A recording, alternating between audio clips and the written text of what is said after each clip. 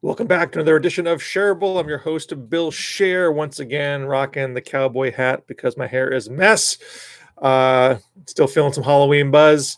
I talked yesterday about whether or not the Senate would flip, making the point that the Republicans have in general not really tried to distance themselves from Trump. And so that leads to a pretty nationalized election. The better Biden does, the more of a blue wave, the more of a chance the Senate gets flipped. And that is particularly true in the five most promising races for Democrats. That's Colorado, Arizona, Maine, North Carolina, and Iowa. And I encourage you to listen to that YouTube if you haven't seen it already. But I do think I neglected to get into what could additionally happen, even though the race is fairly nationalized. Are there things that could happen on the margins where a Democratic Senate candidate does better or worse than Biden? Is there going to be anybody that splits the ticket, votes for Biden and the Republican Senate candidate, votes for Trump but votes for the Democratic Senate candidate? It may not happen in large numbers, but will it happen just enough to make a difference? And also, in most of these competitive Senate races, there is at least one third-party candidate on the ballot. The only state where there is not is Montana. In Maine, you have ranked choice voting, so they're there, but their votes will get absorbed by the Republican and the Democrat. And in Georgia, the two races in Georgia, they have a 50% rule, and so you get a runoff if you don't get the 50%. So it's a pretty decent chance both those races will go to runoffs for that reason. The special there is not a third-party deal; it's because it's the top two race, and there's multiple Democrats, Republicans on the same ballot.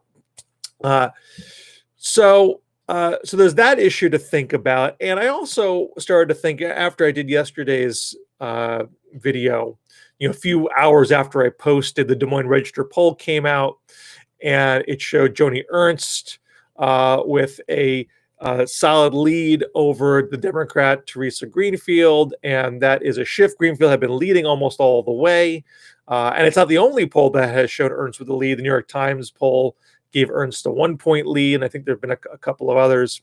It's not all Ernst in the lead in every single poll, but she's definitely tightened up that race, if not taken a small lead. And so even though there's criticism of the Des Moines Register poll, some people think that the sample is too Republican relative to other data that's out there. But the article made me think, is there something going on the ground here that's making a difference? Well, why is this race tightening more than presumably the other Senate races?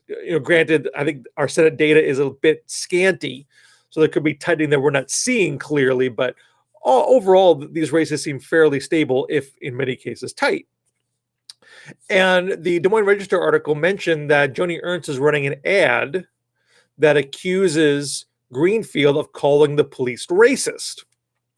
And I hadn't seen the ad yet, so I looked at it. And basically, it has clips of Greenfield talking about systemic racism, where she includes law enforcement amongst all of our institutions that deal with systemic racism. And the Ernst ad, has two police officers, I think one current, one retired, interpreting that as a direct insult to individual police. If it's systemic racism, that means that every single cop is racist. Now, that's not really what systemic racism means. But you're seeing this elsewhere. I haven't seen it used in the same kind of attack as in Iowa, but you see Susan Collins in Maine say Maine is not systemically racist. You see Mike Pence in the VP debate dismiss the notion that systemic racism is a thing. And there seems to be a deliberate a misdefining of the term amongst Republicans for people who, are not steeped in, academic speak, to make it seem like it's accusing everybody of being racist with a broad brush, as opposed to talking about subtle things that we do unconsciously that allow for racist effects to happen on a broad basis. So that could be something in Iowa where it's not a big news story. It's not causing a lot of national cable TV chatter. But could it be having an impact a little bit below the radar? And are there other ads like that going on that might be working under the radar to separate and force a ticket splitting, where someone who dislikes Trump and is ready to vote for Biden might stick with the Republican because they heard something nasty about the Democrat in the ad campaign. Now, it's helpful for Democrats that they have, by and large, more money in these races, and perhaps these ads won't break through as much as they would have otherwise, but it's something to keep an eye on. And so I just went down the list. I checked, I mean, as best I could. Not every ad gets uploaded to YouTube, but you see that there is some kind of personal attack on the Democrat in every race. There isn't a clear pattern. There's some connections from race to race, but it's a bit scattershot. So in Montana, the Daines campaign is saying that Steve Bullock, who's now the governor of Montana, is corrupt because he put his donors on the coronavirus task force, and he's mixed up with China. The National Republican Senatorial Committee, that's the party arm, they tend to do the even nastier stuff, and they have an ad saying that Steve Bullock had a high-level staff member who was accused of sexual harassment, and Bullock didn't deal with it properly, and he's sexist in how he pays his own staff. In Alaska, you have the incumbent Senator Sullivan saying the Democrat Al Gross is too liberal, quotes him saying his values are mostly to the left in a fundraising Zoom, and then tries to tag him to all other aspects of the Democratic Party platform, particularly on the environment and oil, even though I know Gross is trying to separate himself from those things. And the NRSC has an ad saying that Al Gross is really living in California, or was living in California, and took that Alaska oil payment that all Alaska residents get, that cut of the oil money, that he took that money even though he wasn't living in Alaska at the time. In Kansas, the Republican Roger Marshall is doing a bit more of a nationalizing kind of ad. She's meeting with Schumer. She's going to vote to pack the court and raise your taxes. And they also tagged her for voting against a bill in the Kansas legislature where she was a bill to have stiffer penalties to people who don't report sex abuse. And she was a lone vote against that bill. She thought it might capture people who did something out of ignorance. That's they're trying to make into a big, she's a protecting pedophile kind of thing. And NRSC also has more of a nationalizing type of ad. She's going to pack the court. She's going to push radical healthcare like the public option. Very scary. In Maine, Collins has an ad against the Democrat, Sarah Gideon, who is the Speaker of the Maine House, that she walked away and shut down the legislature in the coronavirus crisis. Now, she did that because she didn't want people to spread the virus in the legislature. They're trying to make it that she walked away from her job. They're also calling her corrupt. They're saying she didn't pay her property taxes on time. And one of the taglines in the ad says she's not from Maine. That's to call her interloper is something that Colin's trying to trade on her being born and bred in Maine. And there's another sex abuse thing in the NRSC ad campaign there, claiming she looked away from a Democratic legislator who was a sexual predator because she wanted to keep his vote in the legislature. So you have more character attacks there. Iowa, I talked about Iowa, the systemic racism ad. NRSC is also doing a too left kind of ad that Greenfield will be for the death tax and for environmental regulations. In Georgia, Purdue is saying that Ossoff has tied to China business in his private business. He didn't disclose those ties. In North Carolina, Tom Tillis, as you might expect, is hitting Cunningham on the sexting affair, and has military vets saying they violated the military code. In Texas, John Cornyn is playing the race card very hard. The African-American primary opponent to Hagar, Royce West, won't endorse her and says she's a problem with Black people. They're using that very hard. They have one ad with an African-American woman bringing up those things on top of trying to tie her to Joe Biden and his comment about transitioning away from oil. I think they also have Hagar saying that she's for the carbon tax. And in South Carolina, Lindsey Graham has an ad saying that Jamie Harrison's a liar because Jamie Harrison has an ad bringing up the Bill Bledsoe campaign. Bledsoe is one of the third-party candidates on the ballot with the Constitution Party. Now, Bledsoe dropped out and endorsed Graham, but he's still on the ballot. So Graham is saying that Harrison is lying for mentioning him out there because Bledsoe endorsed him. I thought that was a bit of a weird ad because it's still reminding folks that Bledsoe is on the ballot. But be that as it may. But so you can see there's a mix of things that are out there. And I don't have strong evidence that any of these things, with the possible exception of Iowa, is gaining traction. But it's the kind of thing you can't necessarily are able to tell from far away. And we have so few polls in almost all of these races that you can't really know if it is getting traction. So if there was to be some kind of ticket splitting, a Biden voter sticking with the Republican incumbent, this type of information, if it is getting traction, it could be a factor there. So with that in mind,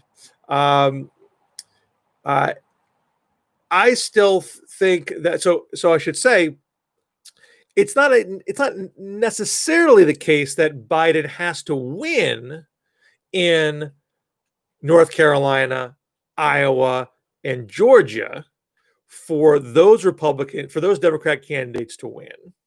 It would certainly help matters. I have a hard time believing Biden would clear 50% in all those states and not be able to carry the Democratic candidate along with him. Now, Biden might be able to win those states with a little less than 50%. And then that might not be good enough, or maybe just barely winning by 50% might not be enough. But the converse can also be true, that Trump could win by a hair in these states, and because of the third party candidate, the Democrat could still win, at least in Iowa and North Carolina, because that candidate could possibly win with 47, 48, 49. So these are the kind of complicated scenarios that are hard to discern from the data that we have, and that is, and then you have to get into these races where Biden is less likely to win, or almost surely will not win. South Carolina, Montana, probably Texas. In those cases, Biden is, and Alaska and Kansas. I think it's Kansas.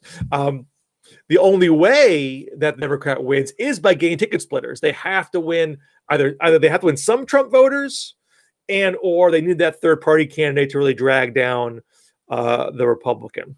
So I think this is in many cases pretty hard, and so that's why I'm not super bullish on a big Democratic Senate victory. I'm pretty bullish on getting at least 4. I was maybe a little bit more bullish about Iowa until the last bunch of polls. I still feel very good about Colorado, Arizona, Maine, and North Carolina. North Carolina is a little tighter. It's more like a 3-point race. I mean, it's a little bit down from like a 5 or 6 the way it was before, but still pretty solid. And Biden, I think, is getting a little bit of an edge there too. And Maine, some polls are a little tighter than you might like, but there's that ranked choice voting there is probably going to kick into Gideon's favor because the Green Party candidate's getting a halfway decent amount, and she will probably pick up the bulk of those votes. So I still feel pretty good about getting to 50. It's doing 51, 52, 53, 54, etc. that I think is going to require a very big blue wave, an overperforming of the polls because of big Democratic turnout or a Republican turnout bust on election day that you can't see in the polling right now. And to the extent that those things make things, those that can either make things not close, or if they're making them just close enough, then that's when the ticket splitting and the third party things might come into play. So I apologize not being able to give you something more definitive. I don't want to go. I don't want to get farther ahead than what I can know and what I can say for certain. I will have my Real Clear Politics column up tomorrow morning, where I am going to be definitive and say Biden is going to win on Tuesday. And in fact, I'll go as far as to say that I think Biden will. I think we will know by midnight, at least insofar as I think we'll know about North Carolina or Florida by midnight. I think Biden will get one of those states, and assuming he got one of them, we would know that he won. Even if Pennsylvania, Michigan, Wisconsin were coming in later, we all know that he's almost sure to win at least two of those, Michigan and Wisconsin. Picking up North Carolina or Florida would be game over. Just checking the live chat here. Anything that folks want me to respond to? Have I seen anything in the past few days that might support the shy Trump voter thesis? Most of what I've read on the subject is that there isn't strong evidence for it. There wasn't strong evidence for it in 2016, and even if there is, to the extent that it might be out there, there's also the converse. How many shy Biden people are out there? In fact, I have someone, a fan of Scherable, who said to me just today that one of his contacts in Iowa believes that there could be women, particularly in rural areas, conservative areas, that do want to vote Biden Greenfield, get called by the pollster, don't want to say it in front of their family members. And that might be a reason why there's a bit of a sag in the polls right now. I'm not saying I know that to be the case. I'm just saying the theory is out there. And the question is, to the extent that that's true, how much does that negate whatever shy Trump is out there, or are both these things so marginal that they don't really matter much at all? If Biden's winning nationally by 8 points, I don't think there is such a shy Trump vote out there that would erase that across the board and erase it in enough of the swing states, which again, Michigan and Wisconsin are solidly above a 5-point lead at this point. And for the shy Trump to erase all the rest of the states, I think it's hard for me to accept. One other chat here. Say a ton of ads on YouTube attacking Bullier. User selectively quoted comment on Australia confiscating firearms, using that to say she's going to take people's guns. I'm curious there. The Trump campaign is very heavy on YouTube, but is being wildly outspent on traditional TV. And digital campaigns are cheaper than traditional TV ads. This is the question. Obviously, the negative stuff is out there, but how much of it is getting seen and seen by the right people? People who are extremely online might be seeing YouTube ads, but you're more passive voter that only gets stuff watching the local TV news at 6 o'clock or 11 o'clock. If they're not seeing that because the Democratic ad campaigns are more robust because they have more money this time around, that might make it harder for those negative attacks to gain traction. Someone asked, can I dig into the Iowa poll a little bit more? There are definitely folks, people like Dave Wasserman at Cook and Nate Cohn at New York Times, who were very skeptical about the internals of that poll. Dave Wasserman from the Des Moines Register poll. Dave Wasserman argued that he has seen numbers about the House races that make the House race data in that Des Moines Register poll seem wildly off the mark. They're way too Republican than what he has seen. And the state level data that came out this morning, was all pretty decent or better for Biden. So you're not seeing anywhere else a big shift towards Trump, which the Des Moines Register poll did. It was a better poll for Biden before, and then a big lurch to Trump now. You didn't see that in the Wisconsin polling. You haven't seen that in the Michigan polling. So if it's not happening anywhere else in the Midwest, what would be so special about Iowa to justify that kind of a shift? Maybe Seltzer, who does the poll, was very respected. Maybe she'll be lauded for getting it right where everyone else got it wrong. And there's another poll that came out in Iowa that had Greenfield up by 3 or 4, depending whether you include the leaners or not. That's Emerson. And a lot of people in the business don't really respect Emerson a whole lot. And I'm not, a statistician. I don't have a dog in the fight of which is the right model to use. And I know there are people that think that Emerson's not transparent about what they've been doing, and that makes them suspicious. But you do look at what Emerson did in the Senate races in 2018. I tweeted this out earlier today. They were quite good. Now, some people respond to me and say, well, Emerson changed their methodology afterwards, and it hasn't been as good since. And somebody said to me, they changed their methodology a second time, and now that it's better. So I don't know. But my point is that we have these two disparate numbers out of Iowa today from two different kinds of pollsters, and we'll see pretty soon which one was closer to the mark and who wins Dixville Notch. I would assume Trump still wins Dixville Notch. That's a pretty conservative, small group of folks up there. If Biden did win Dixville Notch, that might be an indicator something's afoot. But I'm not expecting it this time around. I probably rambled on for too long for one thing. Okay, one more in the chat here. A data point for Georgia. I've received way more Republican campaign texts versus Democratic ones. Not sure how other side got my number. That just might be a fluky thing where you got on a list they didn't want to get on. But I can speak for myself. Here I am in Massachusetts. I've been bombarded with Biden text. I'm not getting any Trump text. Anyway, great to talk to you all. I'll try to do one more tomorrow night before the big day. And I'll be talking, I'm sure, multiple times this week here on Scherable. Please subscribe to the channel. If you want to support us financially, go to patreon.com/BillShare. And I'll talk to you again real soon. Take care.